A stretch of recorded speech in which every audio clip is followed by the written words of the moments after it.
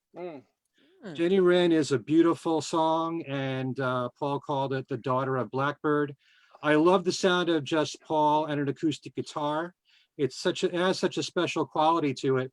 And there's also a woodwind instrument called a duduk that's used in it. It's Armenian, and it gives the song a very haunting quality. I was very proud of the fact that Paul actually did the song live on tour right after the album came out.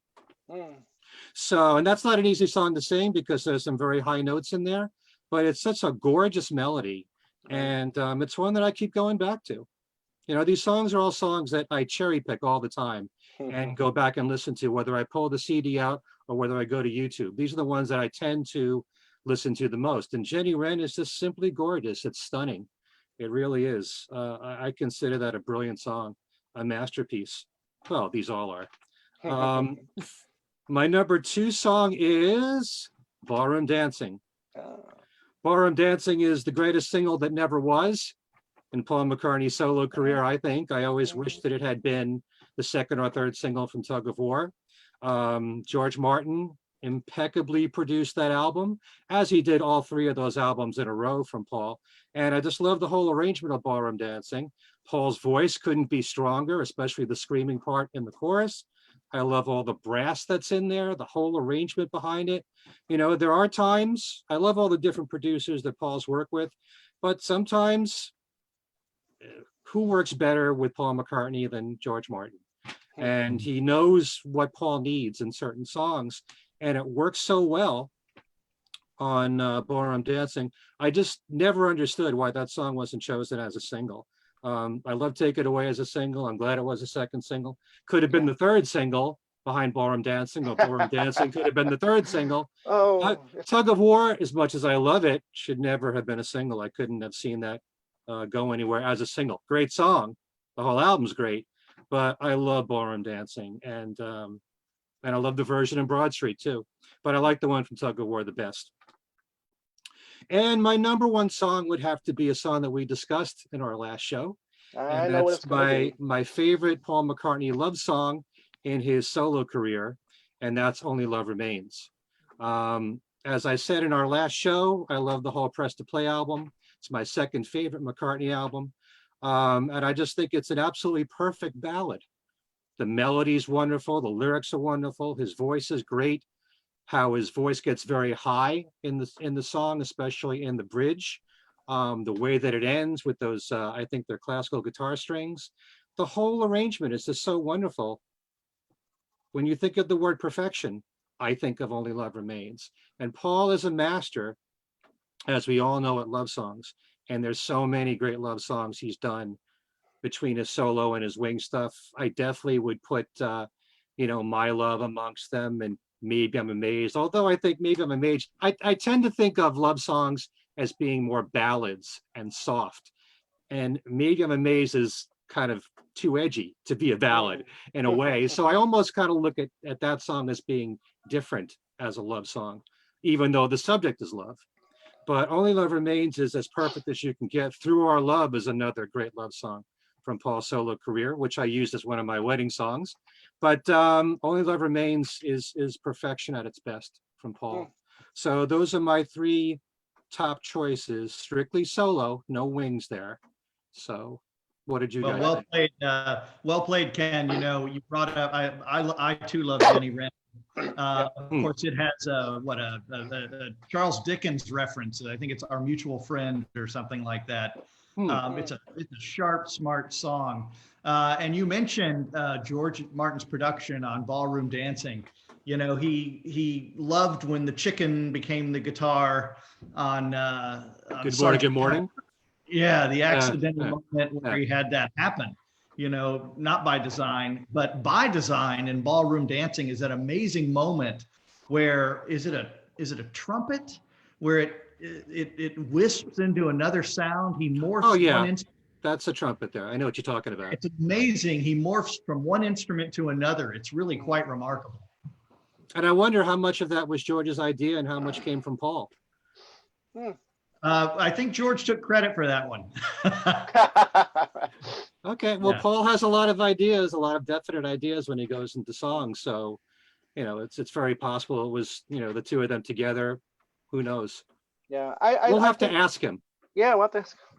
I think Jenny Wren is a great choice as well. Beautiful song, beautiful, picking, what was that picking style of guitar playing that he does, a la, Blackbird. Beautiful song. I do think it's a little loud when you play the CD. I think if it would with the sound of the song was just maybe a little softer, I think it would improve on that a little bit. But yeah, just beautiful song. And I wonder how many people don't know that the title is a bird.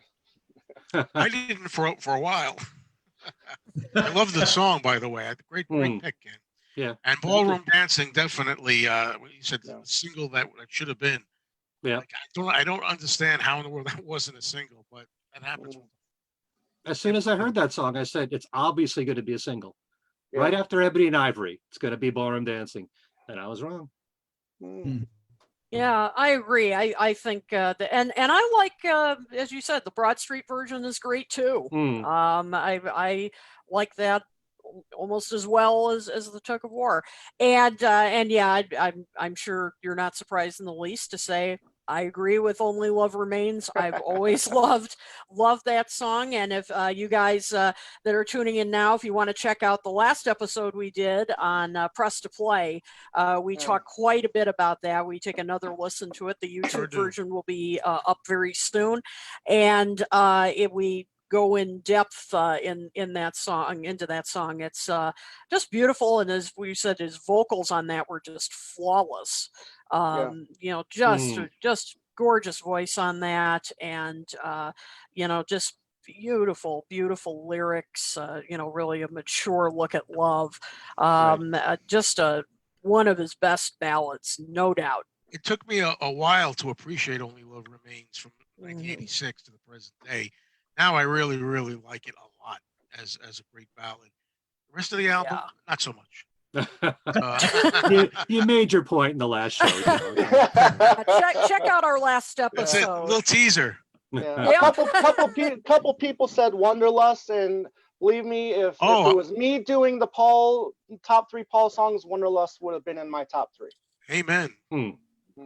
And it's a couple people said it should have been a single, and I agree that I know some people like Ken who thinks that Ballroom Dancing should have been a single.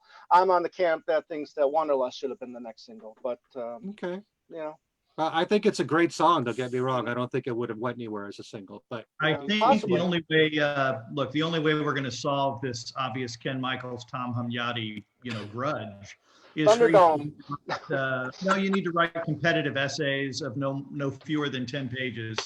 Okay. Make a point, and Kit and I and Joe will judge them. So, and I like it. yes. So, and be sure to use MLA citation format. So, find the quote. There is, as you may know, there's some books about George Martin, and he has a quote about it. Really? About ballroom dancing.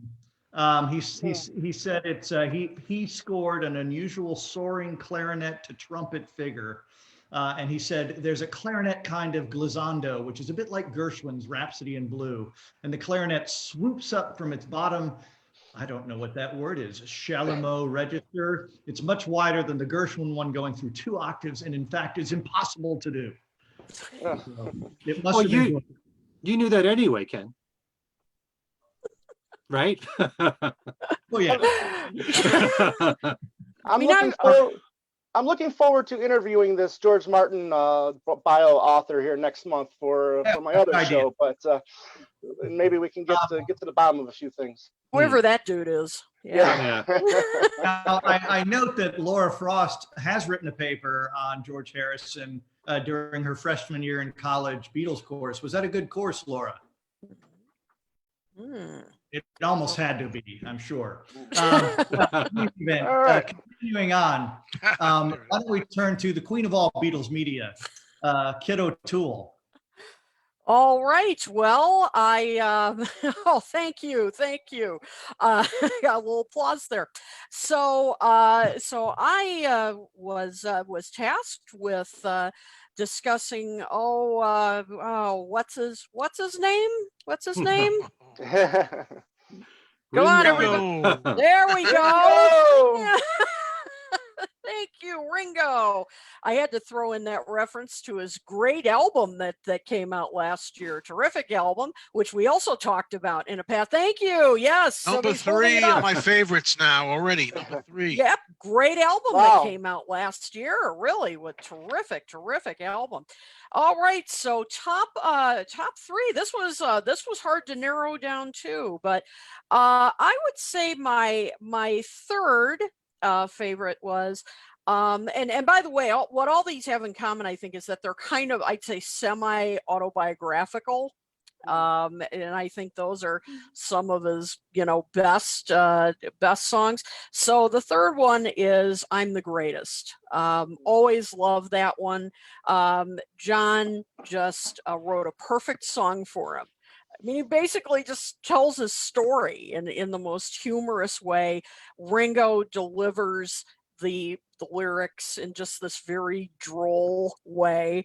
Just perfect. When I was a little boy way back home in Liverpool, my mama told me I was great. And with that great little, the drum part in there, that little drum riff. And now I'm only 32 and all I want to do is boogaloo. I mean, it's Ringo's story. I mean, it kind of, of course, a little bit of a fictionalized version, but it's just a great thing. Plus, of course, closest you could get to a Beatles reunion at the time. You had, of course, Ringo, you had John on piano and backing vocal, you had George Harrison on guitar, Billy Preston on piano and organ, and Klaus Voormann on bass. Excuse me, what a backing band. So it doesn't get much better than that. So very enjoyable to listen to, fun lyrics. Just a perfect Ringo song. Number 2 is "It Don't Come Easy." Again, I think thank you, Joe. I think George really knew how to write. And I'm not saying this in any kind of negative way. Ringo did have, he didn't have a huge range in his voice, and George really knew how to write for him. I think, and Ringo, helped with the, I think Ringo and George wrote this, largely together, and and they really just captured his voice perfectly. Wonderful sing along. Obviously, still performs it in concert today. It's just catchy as hell. That whole album. That time period, the album, the Ringo album itself. I could have picked anything from that album. Quite frankly, hard to choose, but "It Don't Come Easy" is I think it just really hasn't aged at all. It's kind of a timeless song. And number 1, I think Ken Michaels in particular can guess, is probably my favorite is "Weight of the World." Oh, I didn't know that. Yeah. So nice to hear somebody give that a lot of Yep. attention. That I'm is not talking about singles that should have been big hits. Right. exactly. This should have been a much bigger hit. I will never in a million years understand why this wasn't a hit. It was beautifully produced by Don Was. Always been a fan of his, and Was Not Was. So it was wonderfully produced. It was, the lyrics were just perfect for him. It was at a time when, of course, he was making his comeback, and the lyrics are just, even though, it's amazing Ringo didn't write this, because as you read the lyrics, it was about, he was going through, thank you. Yes, another, somebody else is holding up the Time Takes Time album. Yes, thank you. Yeah, that whole album should have been bigger than it was. So yes, thank you, Tom. Yeah, it's about, that you can't carry the weight of the world on your shoulders forever, and he was moving on with his life at the time. He was out of rehab. He was trying to restore his career. It was this, kind of this single about trying to move on. And I loved it from the first time I heard it. And I'm stunned that it wasn't a bigger hit. And I think it's absolutely one of his best. Still love And it. very Beatlesque. Not that it has to be in order to be Right, a it good album. is. But I even think the Wilburys, Traveling Wilburys, could have done this. for those I mean, people it out has there that maybe vibe. haven't heard it, when you're Beatles fans and you want a good Ringo album other than the self-titled album, I wholeheartedly recommend Time Takes Time. Yeah, Exactly. not only is it it's not only Beatlesque, I think it's Wilbury-esque as well. Yes. Like you said, I mean, it's good stuff from Ringo. Yeah, I mean, and it's unfortunately at that point in time in those musicians' careers of the same age, they just weren't, as Ken has said many times on our show, it's just there was no really, want to hear those people on the radio probably with the musical director or the station managers or directors, right, Ken, that were probably choosing, what we were listening to on the radio then. Well, radio was the primary vehicle for promoting anything in music. And as artists get older, it's not just Ringo or Paul. As these even iconic artists get older, then the airplay diminishes because they figure that their audience, their core audience, is an older demographic that they don't want to appeal to. So even though Weight of the World actually got some airplay on VH1 Yes, I around remember that that. time, but it didn't get airplay on the radio. Right. He was also on a small label at the time, which may not have had that much money to spend in promotion. So so many times there's a lot of great music from older artists that don't do well, and it's not a reflection of how good the music is. It's because of radio. And I mean, what the they album will didn't even choose to chart, play. right? Am I right? The album? I don't think it charted. I think it did. In the U.S. anyway. Yeah, well, I'd have to double check on that. I can't remember. I can't believe that. Oh my I'm usually God. good with the chart stats. He's the chart But, king. Yeah. We stumped him. We Charts. got him. King of all charts. And but also those are great choices. I'm the Greatest is one of the greatest album openers, I think. And It Don't Come Easy was primarily Ringo's song, but George did help him quite a lot with it, with the production and the guitar part, especially. I think that introduction came from George. His fingerprints were all over it, but in terms of the composition, Ringo said that he wrote most of it, and George wrote a verse and a bridge.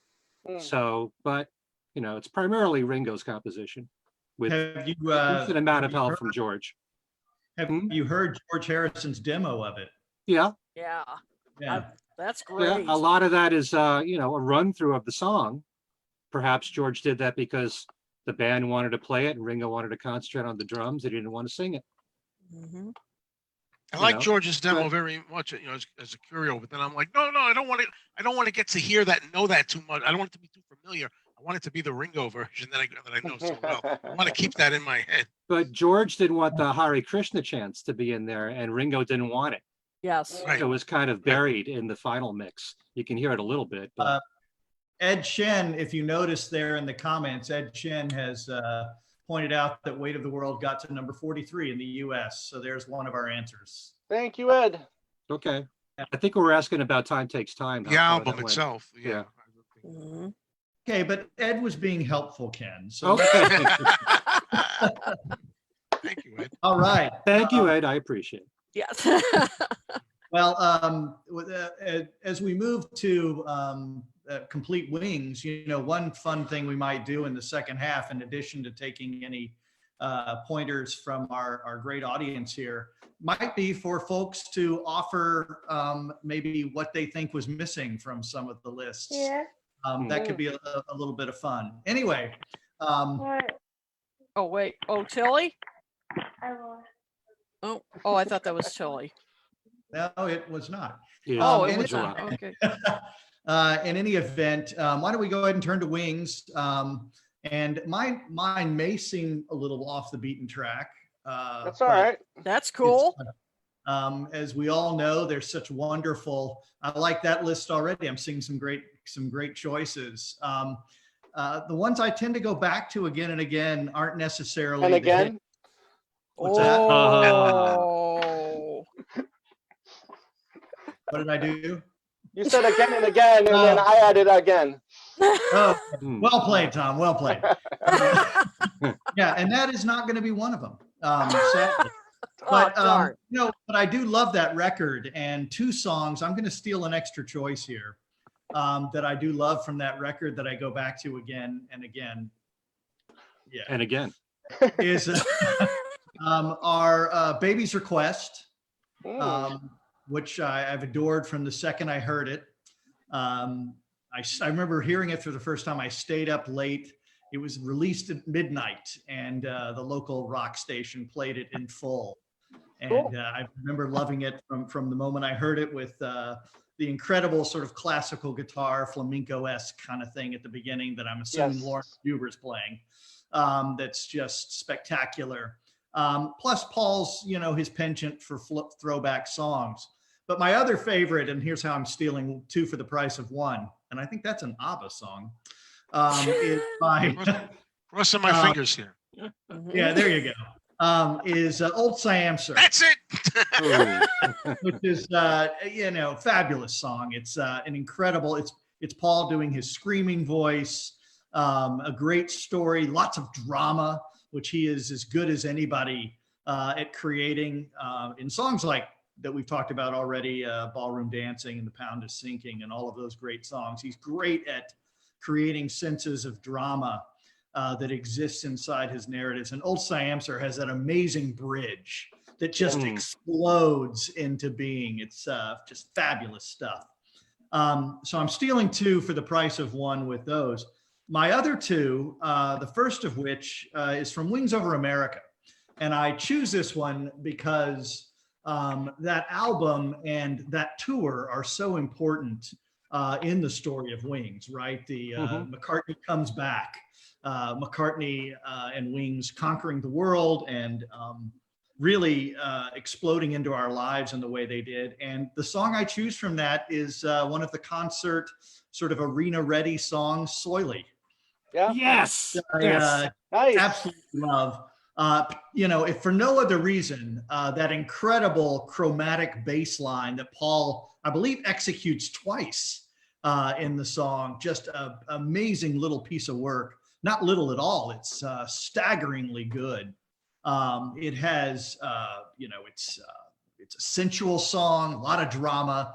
And of course, I love the fact that they chose that as their conclusory song when it wasn't necessarily a hit or even a song anybody would have known. It Exactly. featured the brass players really, really well. Just an amazing piece of work. And my other one, and these are not really in any order, Wings had lots of great B-sides. Many great B-sides. It's Girls' School, just one after another that were just a gold mine, a good place to go. Sea Moon. But the one I want to choose is I Lie Around. Cool. Okay. I love that song. Each of the Beatles in their own way has a song that memorializes their career. You mentioned God earlier. I'm the Greatest in a way memorializes Ringo. Early 1970, which was the B-side for Back Off Boogaloo. Don't come easy. Story into the Beatles, and Paul's is different, right? It's almost first of all, it's a sly, wonderful song with beautiful rhythms and a nice horn part that kind of subtly pulls the chorus back in. But what makes it great for me is his sly reference to what he's been doing since the band broke up, and that is I lie around all over the place. I'm everywhere. And John, of course, would echo that in his last year, and he'd say, you just can't keep up with it. Just out there so much and so often. And I think in this case, he mostly meant that as a compliment. In any event, those are the choices I would make. Maybe they're deep cuts in a certain way, but a lot of great Wings songs. I'm seeing several of them here on the list now. The Sally G B-side. Good point. That's a great song. Yeah. The Stones, it had to have taken to close out an American tour with a song that no one was going to know unless you saw him in Europe, because he did perform the song in Europe. I just think it took a lot of Stones to do that song here in the States to close out a show when nobody knew it. I would imagine everybody was looking at each other like, what the hell is this song? It rocks, it's great, but nobody would have known it. Like That's what I said. went through. Yeah. I was at Wings Over America at Madison Square Garden, and I probably had a few bootlegs at that point, but I was not familiar with Soily at all. And when the show ended with that, and you saw all this smoke at the very end from the stage, I was looking at people around me saying, what was that? What song was that? I don't know many artists who would close a concert with a song that nobody knows, or at least do a cover version of the song that people know that maybe the artist is not really known for doing. That's okay. But a completely unfamiliar song like that took a lot of guts. He didn't do that at every concert, by the way, because some shows he closed with Hi, Hi, Hi. Okay. So, but yeah, Soily is an amazing rocker. And I love the screams at the very end of that recording at Wings Over America. It's just one of the best of the rockers from Paul's entire post-Beatles career, I think. I agree. Yeah, great choices there, Ken. Really? Yep. An old Siam, sir. Oh my gosh. Well, and in the future, our show, we just may be doing something on Back to the Egg. Hint, hint, hint. Yeah. Yeah. It's going to be my favorite Wings album. Just may be doing that. Yeah. It looks like we have enough time to say our other two picks if we want to do that quickly. We could say them quickly. Well, very quickly, because I just got a private message. We have to end up by 9:45. So George Harrison, I'm going to say two quick ones for George Harrison. Devil's Radio, Gossip. I love it. Up tempo, a little more rocking for George. He doesn't usually do that. A lot of tongue-in-cheek stuff there, really good. And I will also say This Guitar Can't Keep From Crying, which may surprise a lot of people. I like the mood of that. I think it really just fits it. It sounds like a whiny, sad guitar, and lyrics like "Learn to get up when I fall." Even climb Rolling Stone walls. We'll sing a Rolling Stone for the critiques of it. Very good. Yeah. Very good. This was my wife and I's first dance at our wedding, and that was Out of the Blue. Very beautiful song, very beautifully sung by John. There's if you listen with the headphones, you'll hear a great pedal steel guitar by Pete Cleneau. Beautiful stuff. And the next one, we just talked about it a couple shows ago, Insta Karma. We said a lot about it. There really isn't much that can be said about that song. Just a knockout song that should have been a number one. All right, for Paul, I picked Through Our Love because it is a great love song and the message is so positive. There's nothing you can do when you're together. And also this one, which is another perfect pop song from Flowers in the Dirt. Everything about that song I love. Great melody, great middle eight. Sometimes the middle eight matters a lot when it's done really well. Absolutely. So, I picked those two. I'm really surprised you didn't do The End of the End. I know you like that song a lot. Love that song. I think it's a great song in terms of quality of the song and from what he's saying in it. It is as powerful a song as Paul's ever done. Right. I do think it's one of the greatest. I'm just talking about songs that I play a lot. Okay. Those are my favorites as opposed to best of. Okay. All right. For Ringo, No Song, and also Rack My Brain. Cool. Great pop song. Okay. All right. Song's a great choice. Well, they both are. So. Yeah. Well, I notice it is 9:45, and if we're going to stay on clock and thank Tilly, who's been so great in setting things up for us today, to stay on our timetable, we're going to have to part. But please be sure to tune in. Which is the next Monday night when the show will be on, Kitten? The 6th. April 6th. April 6th. Tune in. And of course, all of the folks here are very grateful for the opportunity to be at the fest yet again. And we'll have to get all 5 together at the next 2 events and have a good time in Chicago and Jersey City. Thanks to the Lapidoses and everybody out there. We sure appreciate your time tonight. Thanks for joining us. Thank you, everybody. Thank you. Take care. Stay safe, everyone. Thank you. Bye.